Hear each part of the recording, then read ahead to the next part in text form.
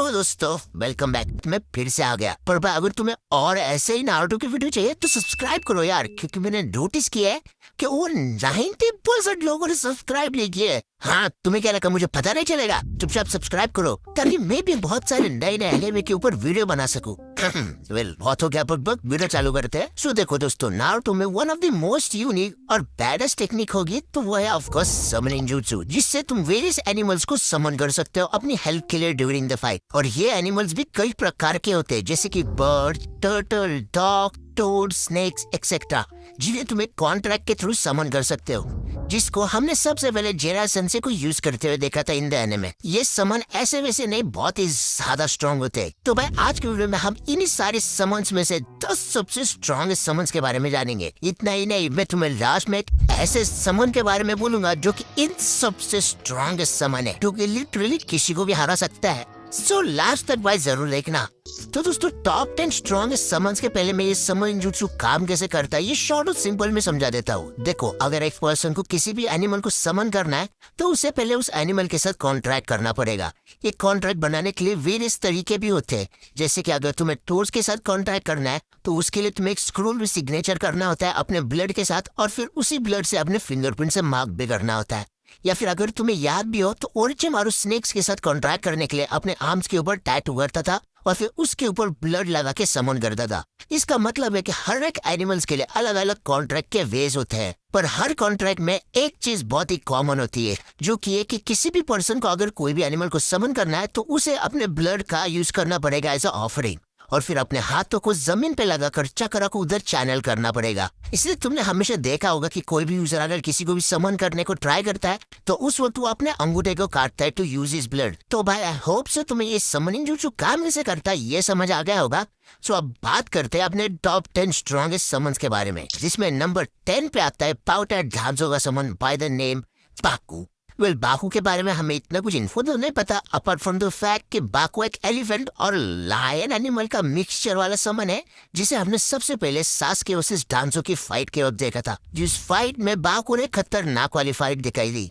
Baku की main ability की बात करें तो वो है उसके ability to suck and devour, जिससे वो किसी भी चीज को सक कर सकता है। क्योंकि हमने डांजो से सास्के के फाइट के वक्त देखा था कि बाकू ने सास्के के सुसाने तक को डैमेज कर दिया था, जो कि अल्टीमेट डिफेंस माना जाता है, जिसके कारण डांजो सास्के को पीछे से अटैक कर पाया था। So no doubt Baku strong तो है, पर स्टिल सास्के ने बाकू को बहुत इजीली हरा दिया था अपने फायर स्टाइल जुत्सु से। पर इस रीजन के कारण मैंने बाकू को नंबर 10 पे रखा है। अब नेक्स्ट बात करते हैं अपने 9th समन की, जो कि ये इबुसे। सो इबुसे एक्चुअल में हांजो का समन है, जिसे हमने सबसे पहले हांजो वर्सेस ऑल 3 सानिन के फाइट के वक्त देखा था, जो कि एक सैलेमेंडर स्पीसीज को बिलोंग करता है। वेल, इबुसे के बारे में भी कुछ इतनी इन्फो नहीं है, पर थोड़ी बहुत इन्फो से हमें पता चलता है कि इबुसे एक पावरफुल समन था, जो कि लिटरली एक शिनोबी आर्मी तक को मार सकता है due to special ability poison cloud, जिससे इबुसे एक डेडली पॉइजन रिलीज करता है, जिससे अगर कोई भी इनहेल करेगा तो उसकी बॉडी नम पड़ जाएगी और वो इवेंचुअली मर जाएगा। और इस पॉइजन का भाई कोई भी बचने का तरीका नहीं है। आई मीन तुम इसे बच सकते हो अगर तुम्हारे पास एंटीडोट है तो, वरना तो भाई तुम्हारा गेम ओवर। तो सिर्फ भले ये बहुत ही ओपी एबिलिटी है, पर इबुसे को ये पॉइजन क्लाउड यूज करने के लिए पहले 5 मिनट तक अपने अंदर पॉइजन को बनाना पड़ता है, ताकि वो इसे बाद में रिलीज कर सके। ऊपर से इबुसे डांजो का समन है तो ऑफकोर्स भाई स्ट्रॉन्ग तो होगा ही, पर स्टिल इसकी इतनी कोई ज्यादा इन्फो भी नहीं है, इसलिए मैंने इबुसे को नंबर 9 पे रखा है। अब नेक्स्ट नंबर 8 पे आता है घामाबुंडा। आई नो बहुत सारे लोग बिल्कुल भी अग्री नहीं करेंगे, पर एक बार मेरी बात सुन लो। देखो, घामाबुंडा एक्चुअल में एक टोड स्पीशीज का समन है, जो कि बिलोंग करता है फ्रॉम माउंट मियोबोकू, जहाँ बाकी सारे टोड्स भी रहते हैं। घामाबुंडा को हमने सबसे पहले जिराय को यूज करते हुए देखा था इन द एनिमे, पर ऐसा नहीं है कि सिर्फ जिराय उसे समन कर सकता है, उल्टा मिनाटो, कोनोहामारू, नारुतो भी घामाबुंडा को समन कर सकते हैं। फिर घामाबुंडा के एबिलिटीज और पावर्स के बारे में देखें तो घामाबुंडा अपने मुंह से ऑयल फेंक सकता है, जिससे वो फायर जुत्सु का पावर को एनहांस कर सकता है, और इसके साथ साथ घामाबुंडा वाटर ब्लास्ट भी यूज कर सकता है टू अटैक इट्स अपोनेंट। इतना ही नहीं, घामाबुंडा के पास खतरनाक वाली एजिलिटी और स्ट्रेंथ है, जिसका जलवा हमने शुकाकू के फाइट के वक्त देखा ही था कि कैसे घामाबुंडा ने शुकाकू, जो कि एक पेल बिस्ट है, उसे टक्कर दे दी और उसके हाथ तक को काट दिया था। और ऊपर से आगे जाकर घामाबुंडा ने तो मांडा के साथ भी फाइट की थी और पेन के समन को भी अच्छी खासी टक्कर दे दी। और अगर तुम्हें पता ना हो, तुम्हें ये भी बता दो कि घामाबुंडा ने तो लिटरली कुरामा तक को थोड़ी देर के लिए रिस्ट्रेन कर दिया था, जो कि भाई नो डाउट इजी राम नहीं है, पर स्टिल मैंने गामाबुंडा को नंबर 8 पे रखा है क्योंकि देखो गामाबुंडा के पास कोई स्पेशल एबिलिटी ही नहीं है जैसे कि बाकी सारे समन्स के पास है। नेक्स्ट नंबर 7 पे आता है लेडी कात्सुयो। आई नो बहुत सारे लोग बोलेंगे कि लेडी कात्सुयो शुड बी बिलो गामाबुंडा, पर personally I don't think so. देखो लेडी कात्सुयो एक्चुअली में स्लग स्पीशीज की समन है जो कि बिलोंग करती है फ्रॉम शिकोत्सु फॉरेस्ट, जिसको हमने सबसे पहले सुनारे को समन करते हुए देखा था। वे लेडी कात्सुयो की एबिलिटीज और पावर्स के बारे में देखे तो लेडी कात्सुयो अपने मुंह से एसिड फेंक सकती है जिससे वो रॉक्स तक को मेल्ट कर सकती है। इसके साथ साथ लेडी कात्सुयो अपनी हीलिंग पावर्स के लिए बहुत ही ज्यादा यूजफुल है क्योंकि लेडी कात्सुयो की हीलिंग पावर्स इतनी ज्यादा पावरफुल है कि उससे वो लिटरली बॉडी पार्ट्स तक को रीजनरेट कर सकती है। और ऊपर से लेडी कात्सुयो हीलिंग पावर्स का असली जलवा हमने पेन आर्क के वक्त देखा ही था जब लेडी कात्सुयो ने पूरे विलेजर्स को बचा लिया था, जिससे तुम समझ सकते हो कि ये हीलिंग पावर्स कितनी ज्यादा पावरफुल है। आई नो अभी बहुत सारे लोग सोच रहे होंगे कि आखिर मैंने लेडी कात्सुयो को गामाबुंडा के ऊपर क्यों रखा है। तो देखो गामाबुंडा ऐसा देखा जाए तो दोनों अटैक और डिफेंस में अच्छा है, और लेडी कात्सुयो डिफेंस और हीलिंग में गॉड लेवल स्ट्रॉन्ग है क्योंकि लेडी कात्सुयो की बॉडी लिटरली कौन से भी अटैक को झेल सकती है। आफ्टर ऑल उसने पेन के 10 लेस शिंसे को सर्वाइव कर लिया था, और ऊपर से लेडी कात्सुयो अपने बॉडी को मिलियंस ऑफ पीसेस में भी डिवाइड कर सकती है, जो कि हमने पेन आर्क और 4 ग्रेड निंजा वॉर में भी देखा था। इतना ही नहीं, लेडी कात्सुयो एक्चुअली में इससे भी ज्यादा बड़ी है, इतनी बड़ी कि सुनारे सिर्फ उसका 1/10 फॉर्म को समन कर सकती है। तो सोचो भाई अगर लेडी कात्सुयो अपने ट्रू फॉर्म में समन हो जाए तो क्या ही डेंजर होगा। और इसलिए मैंने लेडी कात्सुयो के गामाबुंडा के ऊपर रखा है। और ऊपर से अगर लेडी कात्सुयो के पास थोड़ी बहुत अटैकिंग पावर भी होते तो मैं उसे शायद से और हाई रैंक पे भी रखता। अब नेक्स्ट नंबर 6 पे आता है सबसे हरामी समन मांडा।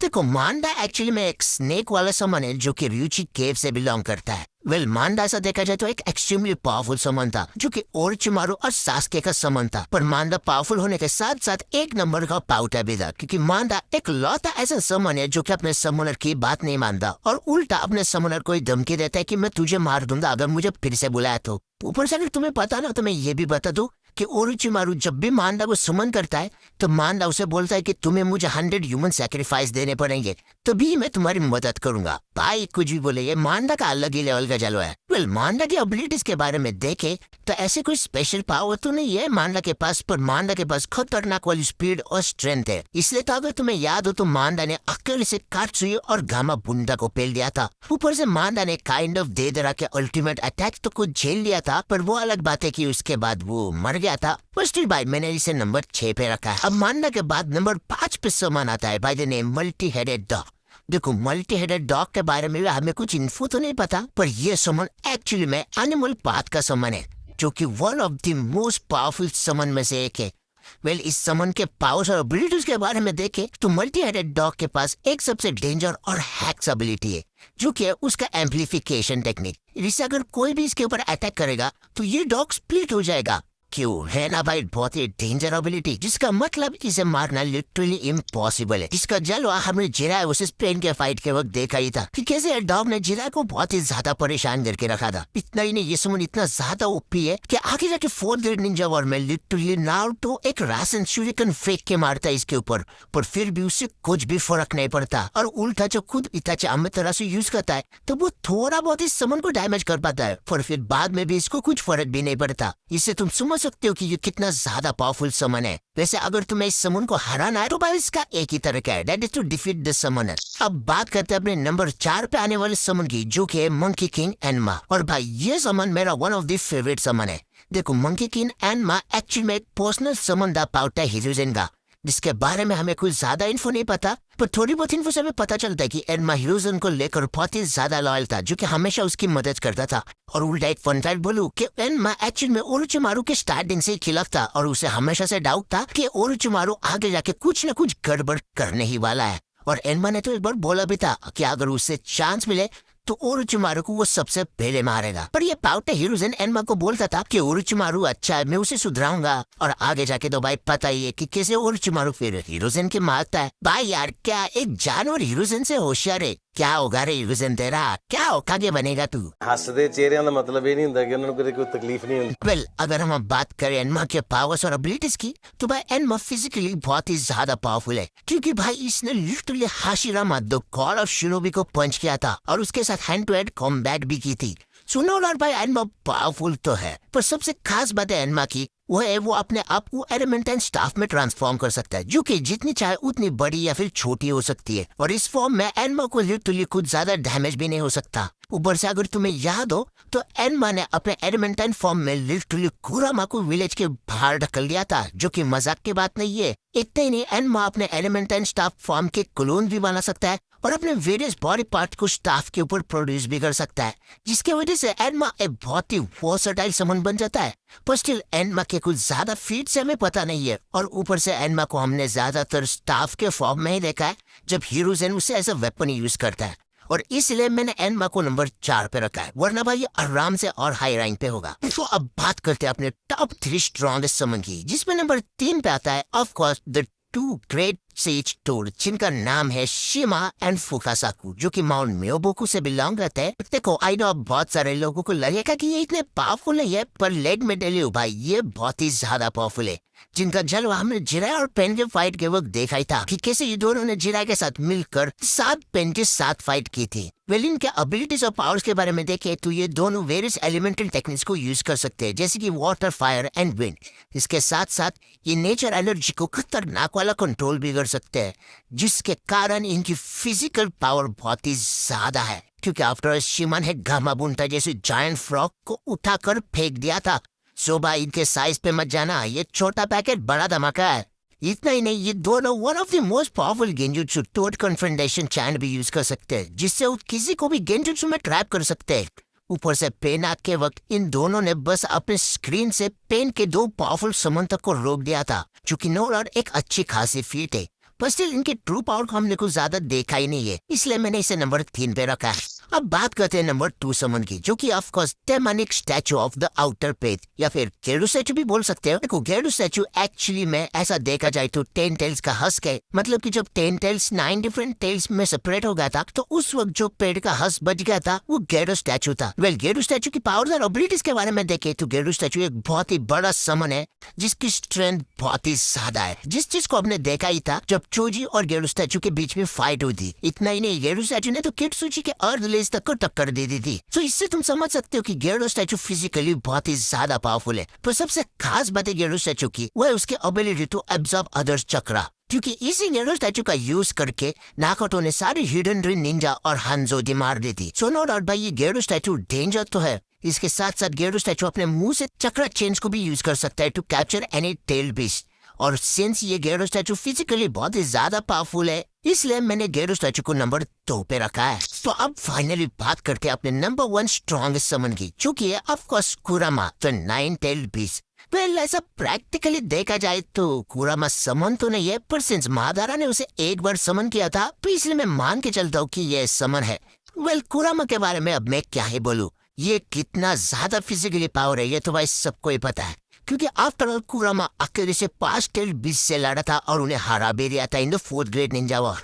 इसके साथ साथ कुरामा का टेल्ड बीस्ट बॉम्ब कितना ज्यादा पावरफुल है ये तो सबने देखा भी है, और उल्टा ऐसा बोला भी जाता है कि कुरामा अकेले 8 टेल्ड बीस्ट जितना पावरफुल है। सो नो डाउट भाई से नंबर 1 समन पे तो होना ही था। पर स्टिल अगर मैं कुरामा को एज अ समन काउंट ना करूं, तो अगर मैं नंबर 1 पे रखना चाहूंगा तो मैं ऑफ कोर्स रखूंगा इम्प्योर रीइंकार्नेशन के समन को। वेल आई नो बहुत सारे लोग ये बोलेंगे कि ये एनिमल समन नहीं, पर भाई आई नो ये एनिमल समन नहीं है, पर स्टिल भाई ये एक समन है और इसे तुम एज अ समनिंग जुत्सु यूज कर सकते हो, और इसलिए मैं इसे समन्स में काउंट करता हूँ। आफ्टर ऑल इस रीइंकार्नेशन समन से तुम लिटरली मरे हुए लोगों को रिवाइव कर सकते हो और अपना स्लेव बना सकते हो, जिसे काबुतो और ओरोचिमारू ने किया था in the 4th great Ninja war. क्योंकि रीइंकार्नेशन समन से तुम लिटरली हाशिरामा, टोबिरामा, मिनाटो जैसे पावरफुल लोगों को समन कर सकते हो। सो नो डाउट भाई ये मेरे ओपिनियन में सबसे ज्यादा पावरफुल समन है। और भाई तुम्हें भी लगेगा कि ये सबसे पावरफुल समन है, पर वेट भाई इससे भी और एक पावरफुल समन है जो कि सबसे स्ट्रॉन्गेस्ट समन है, और वो है ऑफ कोर्स साकुरा का समन। आई मीन नारुतो, क्योंकि भाई जब पेन आर्क के वक्त साकुरा नारुतो का आवाज दे दिए तो भाई नारुतो समन आ जाता है, और भाई नारुतो तो नो डाउट सबसे स्ट्रॉन्गेस्ट कैरेक्टर है पूरे सीरीज में। सो भाई नो डाउट साकुरा का समन सबसे स्ट्रॉन्गेस्ट समन है। सो दोस्तों यही थे top 10 strongest summons in the Naruto series. So I hope so तुम्हें वीडियो पसंद आई हो, और अगर आई हो तो ऑफ कोर्स भाई लाइक और सब्सक्राइब करो, और हाँ तुम्हारा फेवरेट समन कौन सा है ये मुझे कमेंट सेक्शन में जरूर बताना। तो मिलते हैं नेक्स्ट वीडियो।